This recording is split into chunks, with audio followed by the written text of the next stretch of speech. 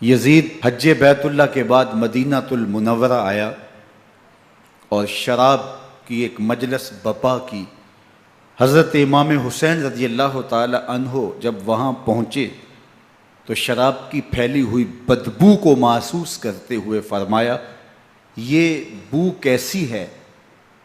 تو نشے میں دھت یزید بولا، یہ شام میں بنتی ہے، اور ایک جام منگوایا اور اس کو پیتے ہوئے دوسرا جام حضرت امام حسین رضی اللہ تعالی عنہ کی طرف بڑھاتے ہوئے کہا، ابا عبداللہ لیجئے۔ تو حضرت امام حسین رضی اللہ تعالی عنہ نے فرمایا، میں اس کی طرف دیکھتا بھی نہیں ہوں، اور پھر وہ عشقی اشعار پڑھنے لگا۔ جب یزید کی شراب نوشی کا منظر امام حسین رضی اللہ تعالی عنہ اپنی آنکھوں سے دیکھ چکے تھے تو مجھے بتاؤ یزید کے ہاتھ پہ امام حسین کا پاک ہاتھ کیسے آتا؟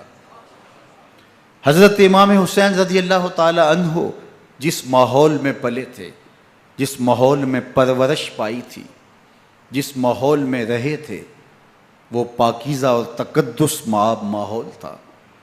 اور یزید کبھی اطراف دمشق میں، کبھی غوطہ میں، کبھی الخضرہ محل میں، اور کبھی کہاں داد عیش دیتا رہا اور لہو و لعب کے اندر مصروف رہا، اور اس کی زندگی ان چیزوں سے عبارت تھی۔ وہ محرمات کو حلال قرار دیتا، شراب نوشی اس کی ہڈیوں میں رچی ہوئی تھی، اور شریعت بیضا کا مذاق اڑایا کرتا، اور حسین ابن علی رضی اللہ تعالی عنہ کی دوستیاں جن لوگوں سے تھی وہ عبداللہ ابن عباس تھے، عبداللہ ابن عمر تھے، حضرت عبد الرحمن بن ابو بکر رضی اللہ تعالی عنہ تھے۔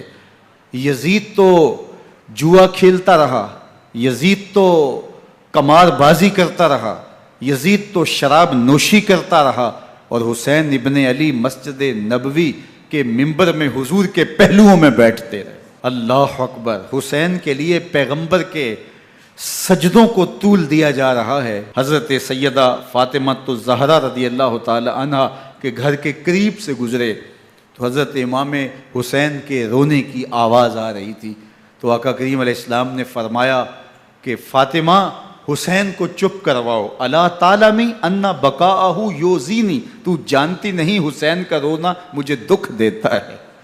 حسین ابن علی کو حضور رونے نہیں دیتے تھے، ان کو دکھی نہیں ہونے دیتے تھے، کیونکہ رسول اللہ صلی اللہ علیہ وسلم جانتے تھے کہ یہ کتنے دکھ سہے گا، کتنی تکلیفوں سے گزرے گا اور کتنے مصائب سہے گا۔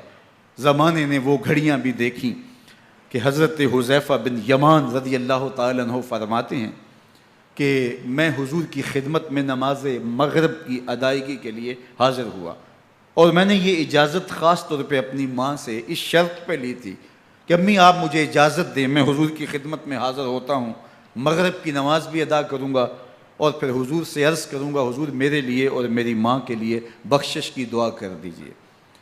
ماں نے اس شرط پہ اجازت دے دی اور میں حضور کی خدمت میں آ گیا، نماز مغرب ادا کی، سلام پھرا، لیکن حضور عبادات میں، ذکر میں، نوافل میں ایسے مشغول ہوئے کہ میں آرزو رکھنے کے باوجود بھی عرض نہ کر سکا۔ خیر نماز عشاء کا وقت ہوا، اذان پکاری گئی، حضور مصلی پہ آئے، نماز پڑھی، سلام پھرا، اور حضور اٹھے اور کاشانہ اقدس کی طرف چل دیے۔ اب میرے دل میں یہ خیال رہ کے آ رہا تھا کہ ماں کو کیا جواب دوں گا، میں تو حضور سے بخشش و مغفرت کی دعا کروا ہی نہیں سکا۔ جب حضور چل پڑے تو غیر ارادی طور پہ میں بھی حضور کے پیچھے چل پڑا، تو حضور نے رخ پھیرے بغیر فرمایا، من ھذا، میرے پیچھے پیچھے کون آ رہا ہے؟ پھر خود ہی کہا حذیفہ تو نہیں؟ تو میرا دل دھڑک رہا تھا، قلت نعم، میں نے کہا جی حضور میں حذیفہ ہوں۔ فرمایا ما حاجتک غفر اللہ لک ولامک، کیا کام ہے؟ اللہ تجھے بھی بخش دے، تیری ماں کو بھی بخش دے۔ اب جو کام تھا وہ جنبش لب سے پہلے ہی ہو گیا، یہاں تو لفظوں کا سہارا بھی نہیں لینا پڑتا، وہ بند لبوں کی بولیاں بھی سنتے ہیں۔ اقبال بولا ہے فروغت صبح آثار و دہور، چشم تو بینندائے ما فی الصدور، تیری نظر تو سینوں کے چھپے راز بھی دیکھتی ہے۔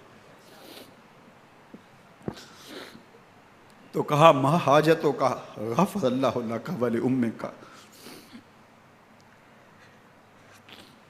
اللہ تجھے بخش دے، تیری ماں کی بھی مغفرت کر دے، کیا کام ہے؟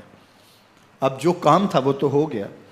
تو میرے حضور نے ارشاد فرمایا، حذیفہ سنو، ابھی ابھی ایک فرشتہ آیا ہے جو اس سے قبل دھرتی پر پہلے کبھی نہیں آیا، آج پہلی مرتبہ اللہ سے اجازت لے کے 2 کام کرنے آیا ہے۔